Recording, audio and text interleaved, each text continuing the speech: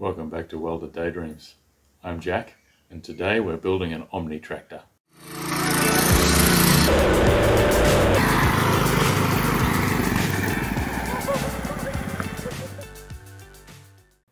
Last video I spoke about building something with this U-tray, this engine, and this diff. So we need to figure out how we're going to drive it, stop it, steer it, and put some suspension on it. First thing I'm going to do is work out how we're going to drive it. Now I want to drive this pinion with a sprocket, and I also want to put a brake rotor on it. So I need to make something that bolts onto this funny rectangular bolt pattern, which is tricky because I don't have any CNC cutting and I'm not that great at drawing, but I've got a plan. I decided the best way to do it would be to have two adapter flanges, one to go from the diff pinion to the brake rotor I want to use, and one from the brake rotor to the sprocket. So it was simple enough to jump into some freeware CAD software I found on the internet, sketch up a nice big circle, and then draw out the pattern for the 4x100 brake rotor bolt pattern.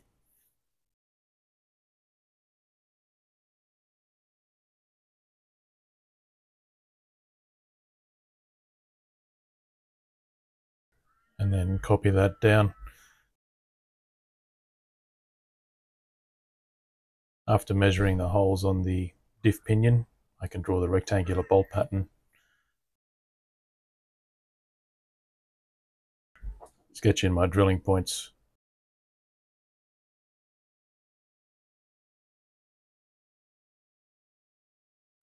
And then copy those from the center of the rectangle to the center of the circle.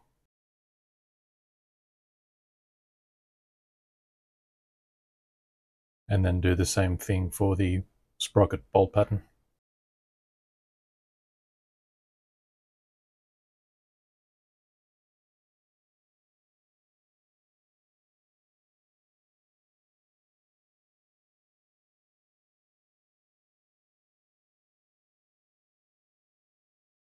Last thing is to add an accommodation for the diff pinion bolt.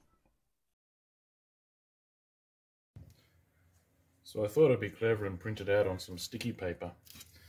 So just stick it to the metal and punch out the bolt pattern. But this is what the printer did to it. I tried a couple of times and this is as good as it got.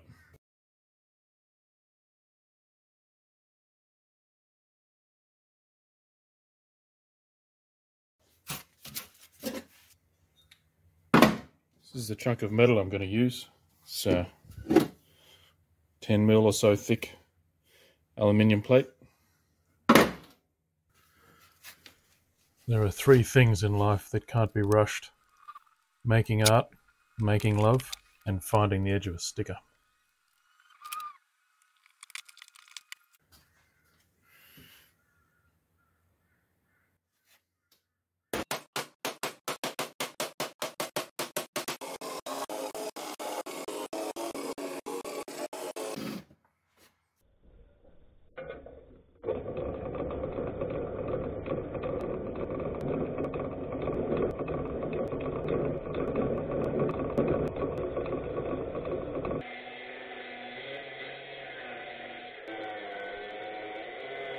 If you need to cut aluminium, particularly thick aluminium with an angle grinder, make sure you use a special aluminium cutting abrasive wheel. And as you can see, I'm also using the safety guard on the grinder.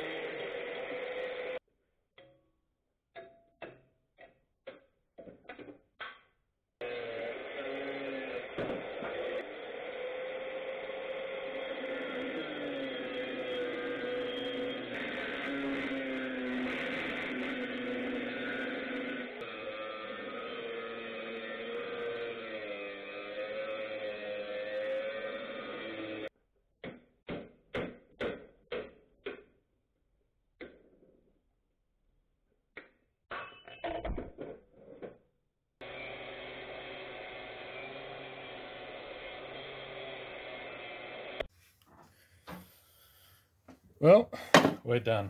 I think they came out fairly well. They're not exactly round, but that's not critical for this application.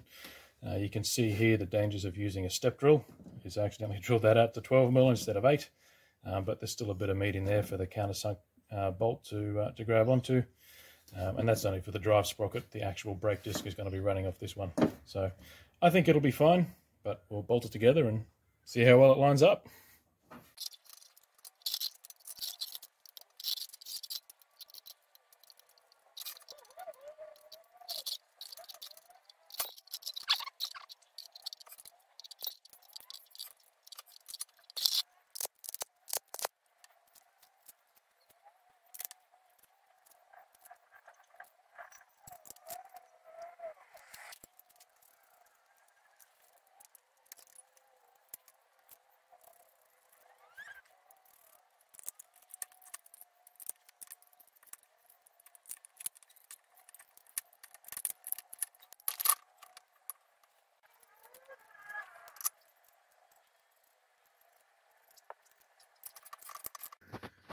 And with that, the first part of the drive system is done. I've decided I'm going to run a double sprocket so that I can run a double chain. There'll be a fair bit of gear reduction down to this point, and I want to make sure this 1/2-inch pitch chain can handle the torque. The brake rotor here is for a handbrake and an electric handbrake that'll be connected up to the kill switch, so that'll be nice and safe. I've thrown the wheels on so that I can start figuring out how we're going to steer this thing in some kind of articulating suspension setup to go along with it, make sure nothing interferes with it. I've also removed the brake caliper from that side. Both of them are in pretty rough shape. They'll need a rebuild and some new pads, so I'll take it down to a brake specialist and try and figure out what model it's from and go from there.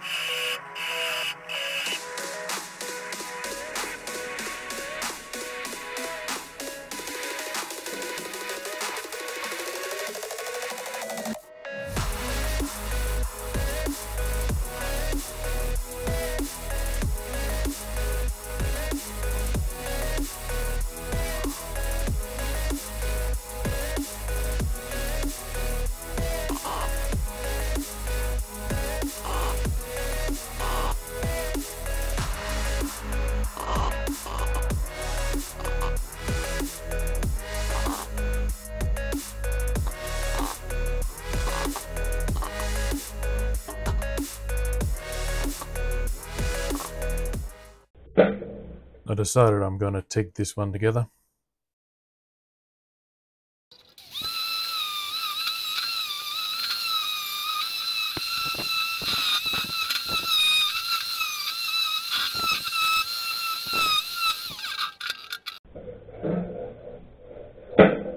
Mainly because I'm running out of MIG gas.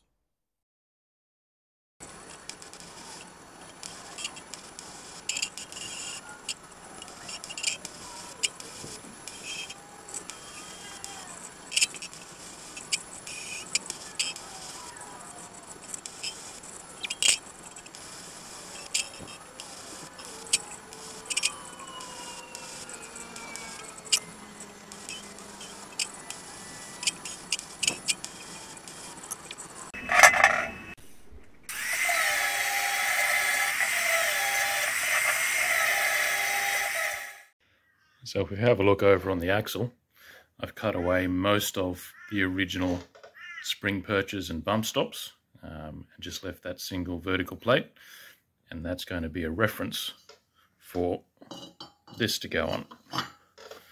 This sits on there, and I can set that up to be perfectly level to get the caster angle at 0, which is what I want, and I've done the same on the other side as well. So I'll get those tacked on, only tacked just in case, and then we can start making a subframe for it, which is going to hold the engine and the rest of the drive system and the steering, and provide the mounting points for the bearings for the articulation that I need.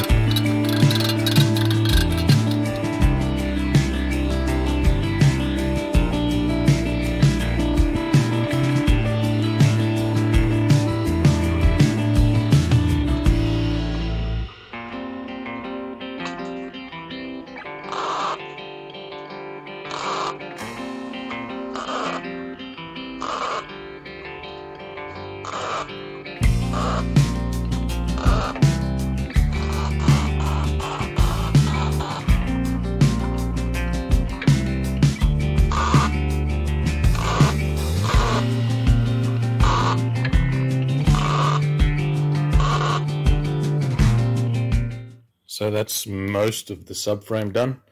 You can see the trailer axle I'm using there as a bearing mount. I've got a hub that'll go on there and mount to the rest of the frame to give me some articulation. There'll be another one on the front here, make it nice and strong, but I haven't finished that yet because I don't know how far back I can set that. I want this thing to be as compact as possible, but obviously the tires can't interfere with the body, with the tray when I put it on. So I think the next step is going to be to start the chassis for it, and then when the chassis is close to being in place, I'll have an idea of where I can put the rest of the bearing and the front piece for that subframe. Let's make a chassis.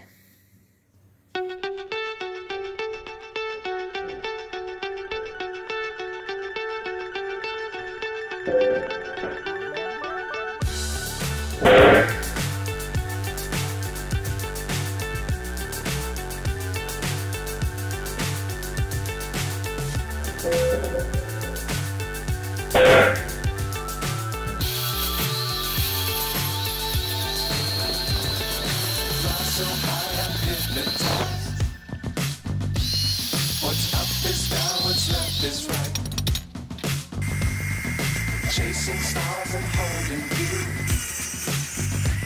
I can't see the end, but I'll see it through.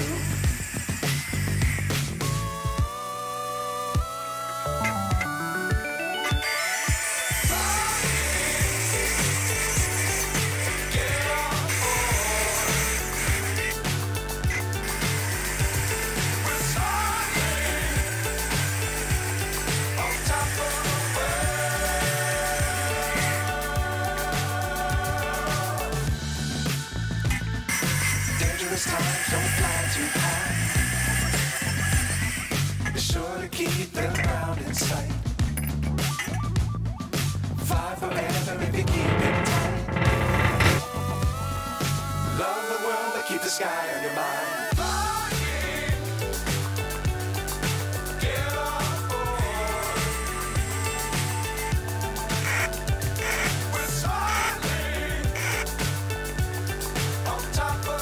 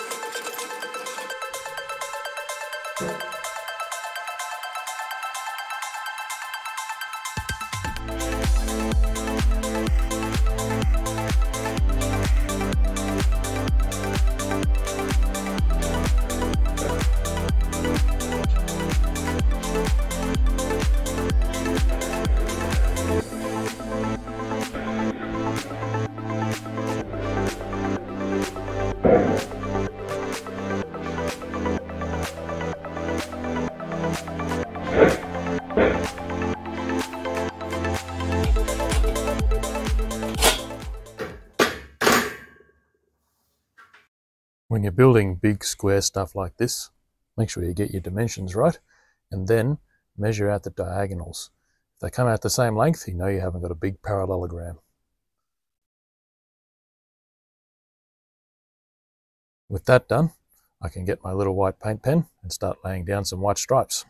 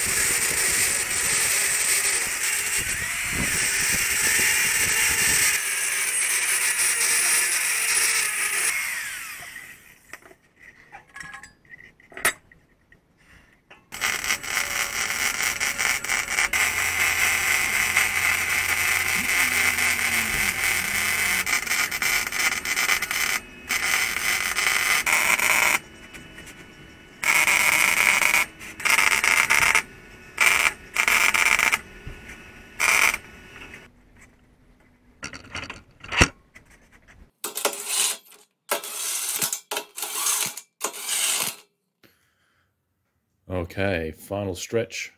Got pretty much everything figured out. Just need to come up with something to go between this mounting plate and the chassis rail. Then we'll have a rolling chassis. Only thing is, these bearings are very slightly crooked, particularly this one here. The whole arrangement cocks this thing over 1.5 centimeters over that length. So it's pretty close to straight, but not quite. So what I've resolved to do, instead of cutting that off and re-welding it on, because that seems hard, I've got this strip of 9mm thick rubber. I'm going to make a couple of flat bushings to go in between the hub and the mounting plate on both ends. And that means when I torque everything down, it'll be in there nice and rigid, but it won't kill the bearings over time. So we'll get that done, make up some sort of cross member here, and then we'll have a platform to build on.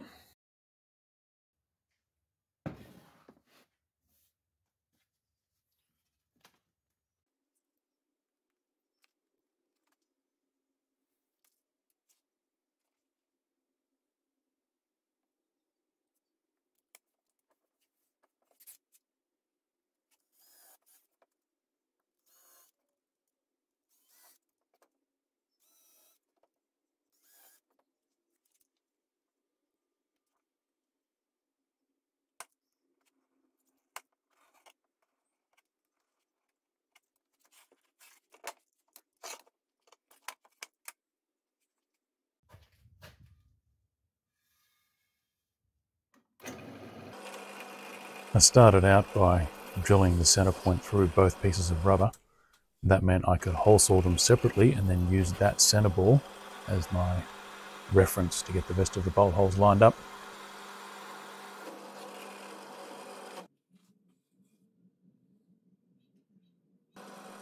I've never worked with rubber before. It took a little experimenting. Eventually I figured out that 13mm drill bit makes a 12mm hole.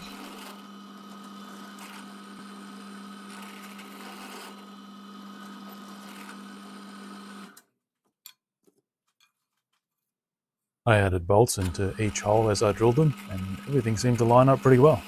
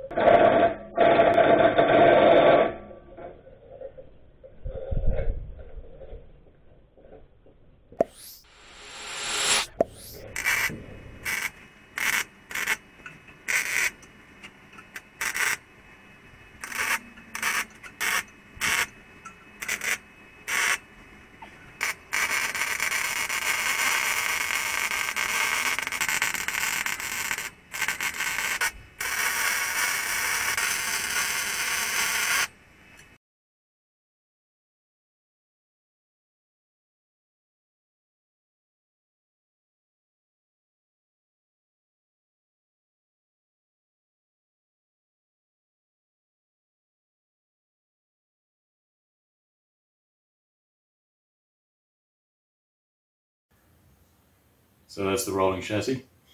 Next video, we're going to try and find homes for this, these, this, and these. At least that's the plan. We'll see how far we get. I'll put a link to part 2 in the description of this one once it's uploaded. Subscribe if you haven't already. Check out my Patreon. There's some extra content over there. Give me a thumbs up and let me know in the comments what you think of this rolling chassis design. Thanks for watching. See you next time. Would you believe I have another new microphone? The Polish one didn't work out. I'm hoping this one is more of a sound investment.